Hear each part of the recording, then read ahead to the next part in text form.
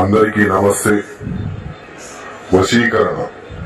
ఈ వశీకరణ ప్రయోగం ఎవరి మీద ఉపయోగిస్తారు అంటే భార్యాభర్తలు విడిపోయినప్పుడు, అలాగే ప్రేమికులు విడిపోయినప్పుడు, అలాగే మీ శత్రువులు మిమ్మల్ని బాధ పెట్టినప్పుడు, అలాగే మీరు కోరుకున్న వ్యక్తి, మీరు కోరుకున్న వారిని ఎవరినైనా సరే మీ చెప్పు చేతుల్లో ఉంచుకోవడానికి, అలాగే మీరు చెప్పిందే వినేటట్టుగా చేసుకోవచ్చు.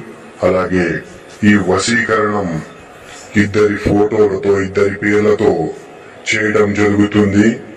అలాగే మీ ఇంట్లో పిల్లలతో సమస్యలున్నా, అత్తామామలతో సమస్యలున్నా, మీకు ఎటువంటి సమస్యలున్నా గానీ పరిష్కారం అనేది తప్పకుండా లభిస్తుంది. అలాగే మీరు గనుక మా ఛానల్ని మొదటిసారిగా చూస్తున్నట్లయితే లైక్ చేయండి.